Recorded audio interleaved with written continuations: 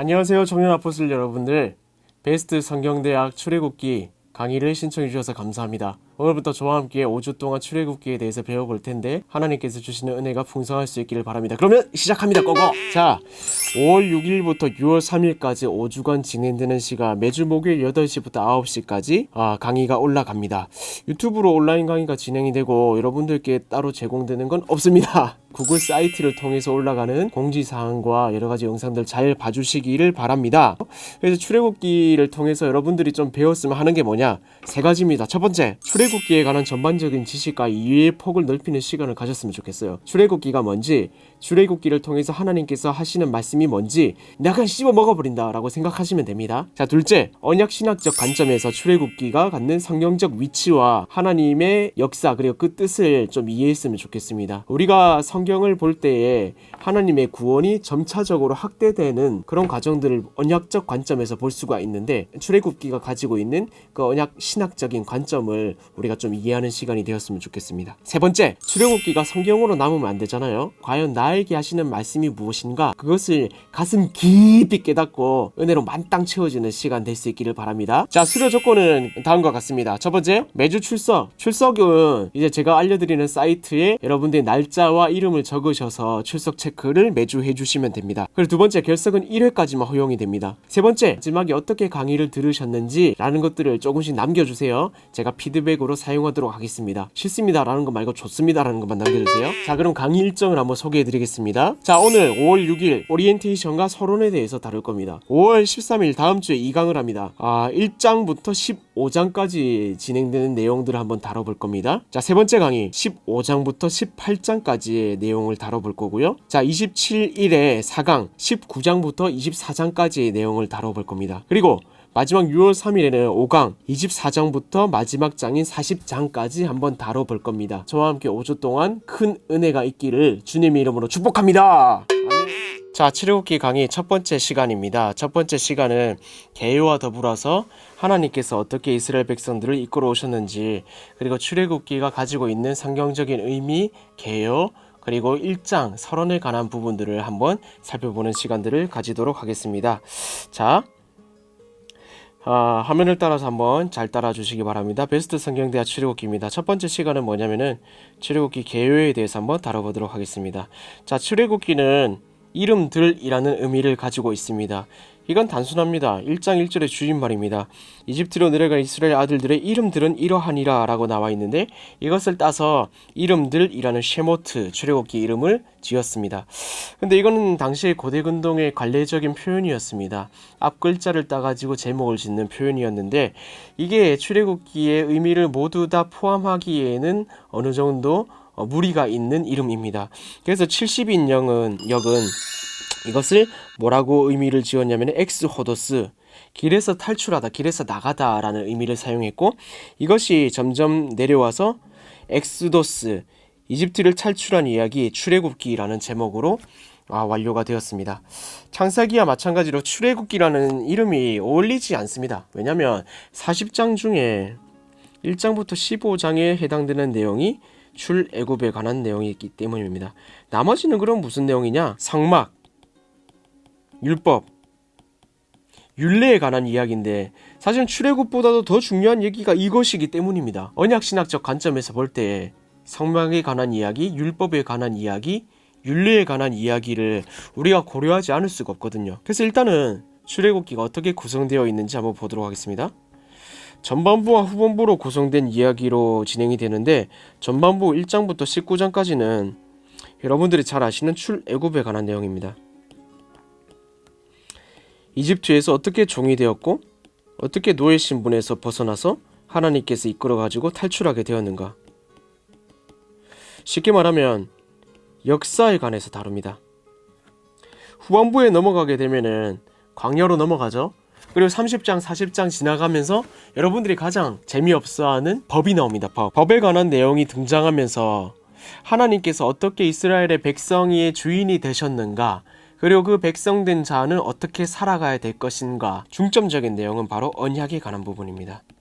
하나님께서 어떻게 이 백성의 주인이 되시는가, 이 백성은 어떻게 하나님을 주인으로 모시고 살 것인가. 그래서 하나님의 전두지휘하에서 이 탈출이 단순한 억압에서 해방되었으니까 이 백성이 어떻게 하나님 앞에서 살아갈 것인가, 이 부분을 중점적으로 다루고 있다는 것을 우리가 염두에 두어야 한다는 겁니다. 자, 그래서 우리가 넘어가지 못하는 부분이 뭐냐면 바로 언약에 관한 부분입니다. 이 언약에 관한 거는 뭐냐면 하나님께서 이스라엘 백성들과 맺고 있는 관계를 뜻합니다.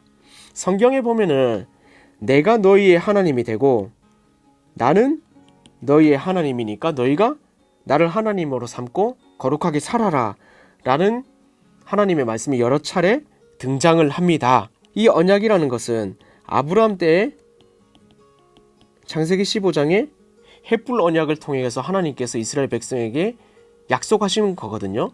너희 자손을 하늘의 별보다 바다의 모라보다 많게 하고 백성들이, 아니 온 세상의 민족이 너로 하여금 내가 하나님이 참신인 줄 알게 하겠다. 이게 바로 언약입니다.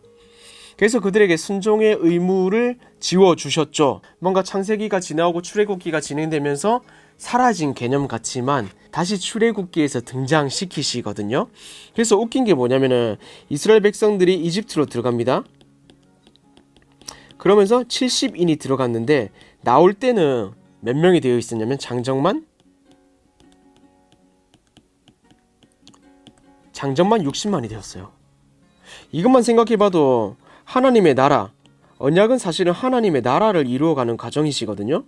이 국가의 3요소가 뭐냐면은 국민, 영토, 주권에 관한 부분인데 내가 너희의 하나님이 되겠다. 주권은 분명히 살리셨어요.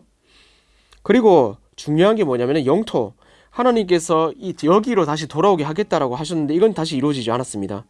근데 애굽 땅에 들어가게 하심으로 말미암아 이루게 하신 것이 뭐냐면 국민입니다. 한 가족이 한 나라를 이룰 수 있는 그 숫자를 만들어 주셨다. 이게 굉장히 중요한 것이거든요. 그래서 하나님께서는 그 언약을 계속해서 이루어가고 계셨다라는 것을 볼 수가 있어요. 그런 의미에서 우리가 언약을 다시 한번 더 살펴볼 때에 네 가지 의미로 언약을 살펴볼 수가 있다는 것입니다. 그 네 가지 중에 하나가 뭐냐면은 출애굽입니다. 하나님께서는 출애굽을 통해 가지고 그의 언약의 신실성을 드러내시며 언약을 계속해서 진행해 나가셨다. 점진적으로 발전시켜 가고 계시다 라는 것을 볼 수가 있고, 두 번째, 하나님께서 그 백성들에게 다시금 언약을 갱신시키십니다. 전세계약, 월세계약, 갱신. 올해 말에 저도 전세 갱신해야 되는데 기도해 주시기 바랍니다. 네. 어쨌든 하나님은 나는 너희의 하나님이다. 그리고 너희는 내 백성이다. 라는 사실들을 갱신시키기를 원하셨는데 그 사건이 출애굽기 19장에 등장합니다. 그럼으로써 이들에게 순종의 의무가 지워졌는데 그것을 출애굽 20장에서 등장시킨 것이 십계명입니다. 십계명은 이걸 지키면 구원받는다가 아닙니다. 너희가 언약 백성이니까 이렇게 살아야 된다 라는 것을 하나님께서 말씀하신 겁니다. 그리고 너희가 언약 안에 거하기 위해서는 이 십계명을 지켜야 된다 라는 것을 분명히 말씀해 주신 부분이라는 거죠. 그렇게 율법을 수비해 주셨고, 네 번째는 의식법에 관한 건데 이 뭐냐면 제사 드리는 방법이거든요. 그래서 성막에 관한 법이 나옵니다. 이거는 우리가 어떤 의미로 볼 수가 있냐면은 상징과 모형으로 볼 수 있습니다. 상징과 모형. 상징은 뭐냐면은 성막 자체가 하나님의 임재를 뜻하는 것이었고요. 성막 자체는 나중에 성육신하는 예수 그리스도를 모형으로 보여주시는 것이기 때문에 이 의식법이 언약을 계속해서 발전시키고 나중에 하나님께서 어떻게 예수 그리스도를 통해 가지고 구원을 완성시키는가에 대한 모형으로 알 수가 있는 것이죠. 언약이란 그런 개념입니다. 출애굽기에서 놓치지 말아야 될 개념이 바로 언약 개념입니다. 우리가 연대를 한번 살펴보죠. 이 당시에는 이집트 신왕국의 시기였어요. BC 16세기부터 11세기까지. 그리고 애굽 백성이 탈출했던 시기를 1450년 경으로 봅니다. 이 당시가 뭐냐면은 이집트의 최고 전성기였어요. 그래가지고 이집트 최고 전성기에서 여러분들이 알고 있는 투탕카멘이라든지 람세스 2세, 3세 이런 왕들이 등장을 합니다. 최전성기에 이스라엘 백성들이 이 안에서 자라나게 함으로써 뭔가 인큐베이터 같은 역할을 했다는 거죠. 이것도 굉장히 하나님의 놀라운 언약 가운데서 섭리거든요. 그렇게 볼 수 있습니다. 전체적인 세계적인 역사를 살펴보면은 16세기부터 11세기 이르는 이 시대에 이집트 신왕국이 시작되었고 모세의 출애굽도 이 당시에 있다라는 것을 옐로우의 세계사 연표를 통해서도 살펴볼 수가 있습니다. 자, 우리가 출애굽 당시를 회상하면서 보지 않을 수 없는 게 여정에 관한 것이거든요. 출애굽을 보면은 여기가 이집트고요. 이 이집트의 여정을 따라서 홍해를 건너서 광야를 지나가지고 뺑뺑뺑뺑뺑 40년간 진행되는 그런 사건들을 우리가 여기서 찾아볼 수가 있습니다. 자세히 보면요, 이렇습니다. 이집트가 여기고요. 시내산이 여기고요. 가나안 땅이 여기입니다. 재밌는 건 뭐냐면 이집트에서 이제 시작이 됩니다. 출애굽기가 시작이 되어서 1장, 2장, 3장, 4장, 5장, 6장, 20장에 이르기까지 어디로 가냐면 숫꽃, 에단, 비하히록 여기서 홍해를 건넙니다. 홍해를 건너서 마라로 가고 쓴물, 엘림으로 가고 르비딤으로 가는데 여기서 이제 바위를 치죠. 바위를 쳐가지고 하나님께서 야 너는 가나안 땅에 들어가지 못해 이렇게 막 화를 내시죠. 분노를 쏟아내시죠. 그리고 나서 시내산에 가서 여기서 십계명을 받습니다. 금송아지 사건도 여기서 벌어집니다.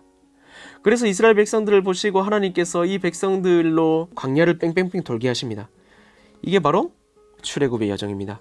이후에 돌아와서 민수기, 신명기까지 해서 이어지는 게 여기서 모세가 죽습니다. 모세가 죽고요.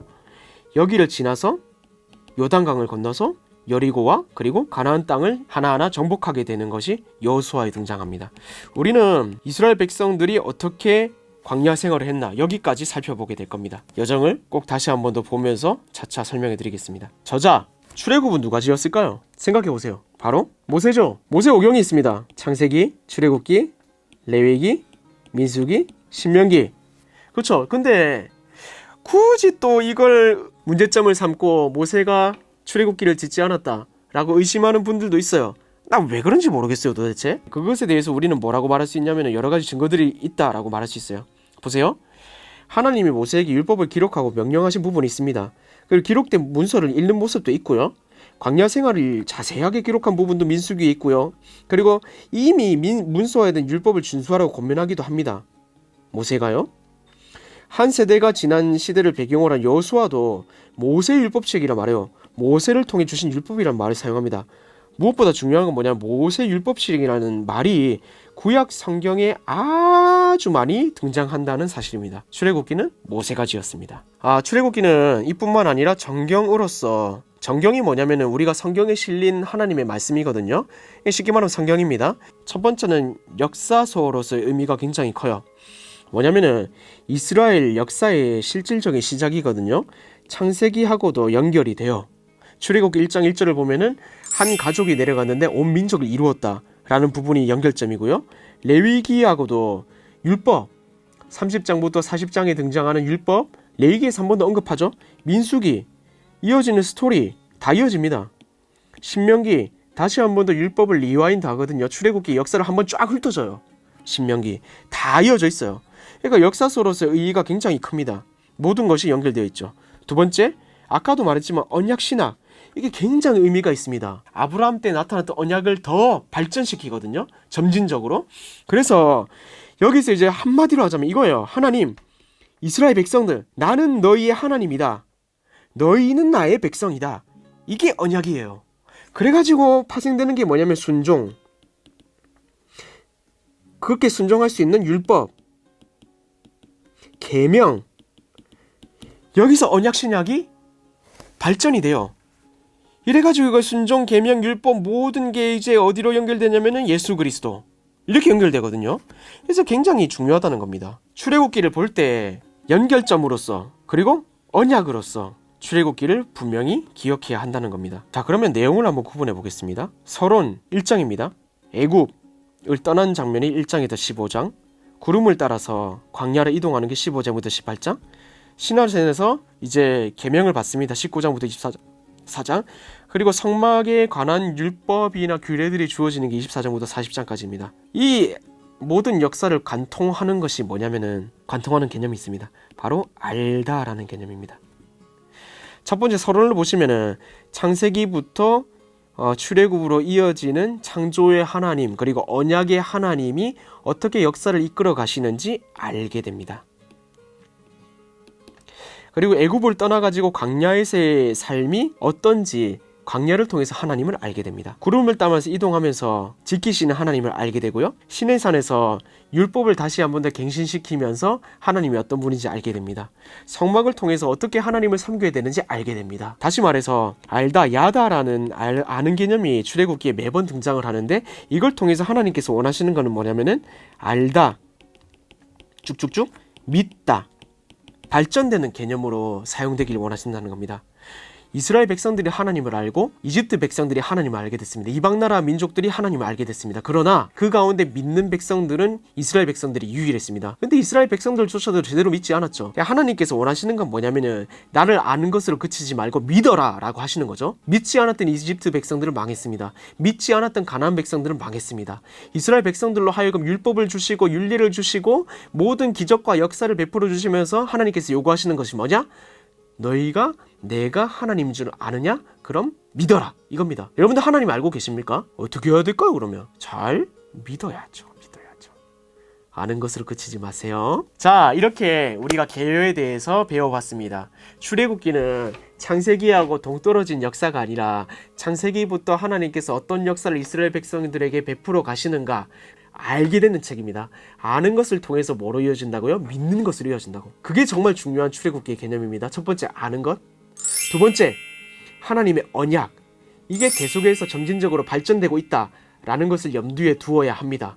그래서 아브라함 때부터 하나님께서 약속으로 잡았던 언약이 출애굽기에 이르러서 사라진 것이 아니라 더욱더 발전되고 더욱더 점진적으로 커지고 있다라는 언약의 개념. 알다, 언약. 이 두 가지를 꼭 잡고 출애굽기를 보시기를 바랍니다. 그러면은 서론으로 넘어가 보도록 하겠습니다. 여러분도 서론은 1장입니다. 굉장히 짧죠? 서론이 짧습니다. 그러나 독자적 단원으로서 굉장히 가치가 큽니다. 창세기와 출애굽기 사이에 가교 역할을 하는데 수백 년이 지났습니다. 몇백 년의 시간을 그냥 뛰어넘은 것이 아니라 새 시대의 시작을 알리면서도 이게 연결되어 있다라는 것을 보여주는 것이 이 서론 1장 1절부터 7절까지의 내용입니다. 여백의 의미가 무슨 의미냐면은 1절에서 등장하는 이스라엘 가족과 7절에 등장하는 이스라엘 민족, 이 큰 차이가 있는데, 이게 뭐냐면은 처음에 이제 창세기에서 50장에 보시면은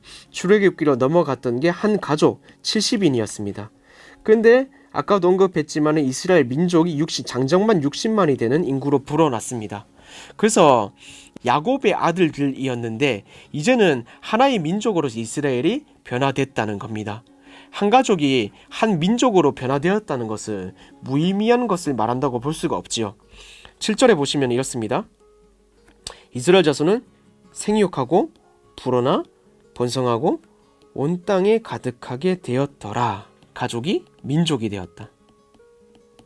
그렇죠? 그래서 아까 한 나라를 구성하는 데 있어서 주권과 영토와 국민이 필요하다고 했는데, 주권은 하나님이 이미 완성하셨죠. 그리고 영토는 아직 전이지만 국민을 완성시키신 것. 그러므로 인해서 남은 과업은 뭐냐면 영토거든요. 하나님께서 남은 땅을 어떻게 성취하실 것인가. 이게 이제 독자에게 주어진 굉장히 기대감이라는 거죠. 자, 어쨌든 7절을 한번 보시게 되면은 이런 구절이 나오죠. 생육하고 불어나 번성하였다. 이거는 이제 뭘 의미하냐면 첫 번째로 뭐냐? 창조 신학적 관점입니다. 하나님께서 창조를 하실 때 처음에 이제 출애굽기 1장 7절, 창세기 1장 28절, 9장 1절 이걸 통해 가지고 하나님께서 번성하고 이 땅에 생육하라 충만하라 라는 명령을 주셨단 말이죠. 이게 출애굽기에서 끊어졌나? 그게 아니라는 거예요. 애굽 땅에 들어가서 노예 종살이를 하지만 하나님의 복과 하나님의 축복은 계속해서 이어지고 있었다라는 것을 분명히 보여줍니다. 창조신학적 관점에서요. 굉장한 겁니다. 언약이 계속해서 이루어지고 있었다는 겁니다. 자, 두 번째 우리가 볼 수 있는 건 뭐냐면은 주권신학. 결국 하나님께서 하나님 나라를 완성해 나가시는데 하나님께서 주권을 가지시고 주도하고 계시다는 겁니다. 아까도 얘기했지만 여기서 세 가지 의미가 계속 등장합니다. 국민, 영토, 주권, 남은 것 땅. 야, 이거 어떻게 하나님께서 처리할 것인가. 기대감을 독자들에게 가지게 한다는 거죠. 물론 여러분이 기대하는가는 제가 잘 모르겠습니다만은 그런 기대감을 가질 수 있기를 바랍니다. 그래서 이제 남은 1장을 벗어나서 2장부터 이어지는 것은 하나님께서 어떻게 그의 언약과 그의 나라를 이루어 가시는가, 그것을 중점적으로 본다면은 출애굽기가 굉장히 재밌게 느껴질 겁니다. 자, 서론을 정리하겠습니다. 창세기 출애굽기는 이어질까요? 안 이어질까요? 이어집니다. 굉장한 하나님의 주권과 창조와 언약으로 이어집니다. 아는 것과 언약, 이 관점 안에서 이어지고 있다라는 것을 우리가 기억했으면 좋겠습니다. 그래서 남은 과업으로 하나님께서 땅을 어떻게 완성해 가실 것인가, 하나님의 나라를 어떻게 완성해 가실 것인가 라는 것을 주목해 보시면 된다는 것입니다. 자, 이렇게 일과가 끝났습니다. 여러분들, 제가 마지막으로 드릴 말씀은 뭐냐면은 출애굽기 1장이 보여주는 것입니다. 시간, 굉장히 붕 뜬 시간입니다. 굉장히 큰 여백 시간입니다. 우리에게 있어서 무의미해 보일 수가 있습니다. 그러나 하나님의 관점과 그의 뜻 아래에서는 무의미한 시간은 없습니다. 우리의 삶을 살아가다 보면 굉장히 무의미하게 느껴지는 시간들이 있습니다. 버려지는 시간은 아닌가? 과연 나는 여기서 무엇을 하고 있는가? 내게 보내지는 이 시간은 어떤 의미로 사용되는가? 여러분, 걱정하지 마십시오. 하나님의 섭리와 그 큰 뜻 아래서는 절대로 무의미한 시간은 없습니다. 애굽 땅으로 노예하는 시간, 그것이 굉장히 쓰레기 같은 시간일까요? 아니요. 하나님께서는 그의 백성들을 강대하고 크고 번성하게 만드는 작업을 하고 계셨다는 겁니다. 우리는 알 수 없지만 하나님의 큰 뜻을 위해서 일하고 계신 하나님이라는 겁니다. 그러니까 여러분, 무의미한 시간이라고 생각하지 마시고 낙심하지 마시고 하나님을 끝까지 붙잡을 수 있기를 바랍니다. 이것이 1강에서 주는 여러분을 향한 하나님의 메시지입니다. 자, 마지막으로 여러분들 Q&A 있으면은 저에게 댓글을 남겨주시거나 문자를 주시거나 전화를 주셔서 물어봐 주시면 제가 다음 영상에 대화 나누는 시간 갖도록 하겠습니다. 그럼 지금까지 1강 시청해주신 여러분들 감사를 드리고 다음 2강에 더 밝은 모습으로 뵙도록 하겠습니다. 그럼 안녕!